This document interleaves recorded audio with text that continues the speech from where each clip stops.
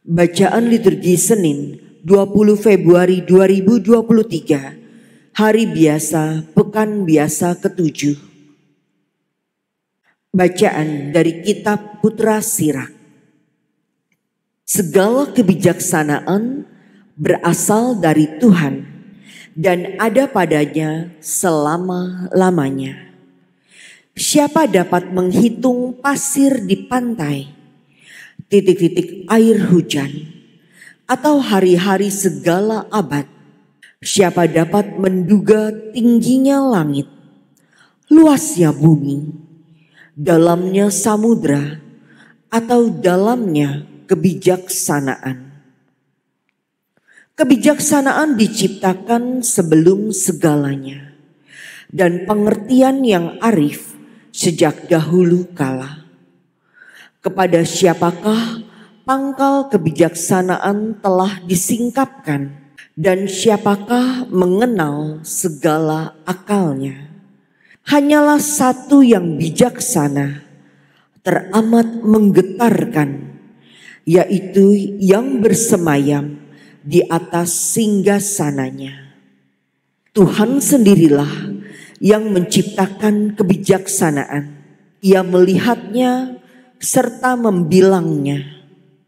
Segala ciptaannya ia penuhi dengan kebijaksanaan. Setiap makhluk menerimanya sekedar pemberian Tuhan. Ia membagikannya kepada orang yang mencintainya. Demikianlah sabda Tuhan. Syukur kepada Allah. Tuhan adalah Raja, Ia berpakaian kemegahan. Tuhan adalah Raja, Ia berpakaian kemegahan. Tuhan adalah Raja, Ia berpakaian kemegahan, dan kekuatanlah ikat pinggangnya. Tuhan adalah Raja, Ia berpakaian kemegahan. Sungguh, telah tegaklah dunia, tidak lagi goyah. Tahtamu tegak sejak dahulu kala, dari kekal Engkau ada. Tuhan adalah Raja, Ia berpakaian kemegahan. Peraturanmu sangat teguh, bait-Mu berhiaskan kekudusan, ya Tuhan, sepanjang masa. Tuhan adalah Raja, Ia berpakaian kemegahan. Alleluia, alleluia, alleluia, alleluia. Yesus Kristus penebus kita telah membinasakan maut dan menerangi hidup dengan Injil. Alleluia, alleluia, alleluia, alleluia, alleluia, alleluia, alleluia, alleluia. Inilah Injil suci menurut Markus. Dimuliakanlah Tuhan. Pada suatu hari, Yesus bersama Petrus, Yakobus, dan Yohanes turun dari gunung, lalu kembali pada murid-murid lain. Mereka melihat orang banyak mengerumuni para murid itu, dan beberapa ahli Taurat sedang mempersoalkan sesuatu dengan mereka. Ketika melihat Yesus, orang banyak itu tercengang-cengang semua dan bergegas menyambut Dia. Yesus lalu bertanya kepada mereka, "Apa yang kamu persoalkan dengan mereka?" Kata seorang dari orang banyak itu, "Guru, anakku ini kubawa kepadamu karena ia kerasukan roh yang membisukan dia. Setiap kali roh itu menyerang, anakku dibantingnya ke tanah, Lalu mulutnya berbusa, giginya berkertakan, dan tubuhnya menjadi kejang. Aku sudah minta kepada murid-muridmu supaya mereka mengusir roh itu, tetapi mereka tidak dapat.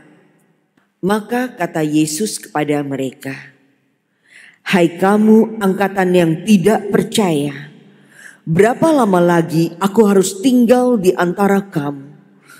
Berapa lama lagi aku harus sabar terhadap kamu? Bawalah anak itu kemari." Lalu mereka membawanya kepada Yesus. Dan ketika roh itu melihat Yesus, anak itu segera digoncang-goncangnya. Dan anak itu terpelanting di tanah dan terguling-guling, sedang mulutnya berbusa. Kemudian Yesus bertanya kepada ayah anak itu, "Sudah berapa lama ia mengalami ini?" Jawabnya, "Sejak masa kecilnya. Seringkali roh itu menyeretnya ke dalam api atau ke dalam air untuk membinasakannya. Sebab itu jika engkau dapat berbuat sesuatu, tolonglah kami dan kasihanilah kami." Jawab Yesus, "Katamu jika engkau dapat? Tidak ada yang mustahil bagi orang yang percaya." Segera ayah anak itu berteriak, "Aku percaya, tolonglah aku yang tidak percaya ini." Ketika Yesus melihat makin banyak orang yang datang berkerumun, Yesus menegur roh jahat itu dengan keras, katanya, "Hai, kau roh yang menyebabkan orang yang menjadi bisu dan tuli. Aku memerintahkan engkau, keluarlah dari anak ini dan jangan memasukinya lagi." Lalu keluarlah roh itu sambil berteriak dan menggoncang-goncangkan anak itu dengan hebatnya. Anak itu kelihatannya seperti orang mati, sehingga banyak orang mengatakan, "Ia sudah mati." Tetapi Yesus memegang tangannya dan membangunkannya. Lalu ia bangkit berdiri.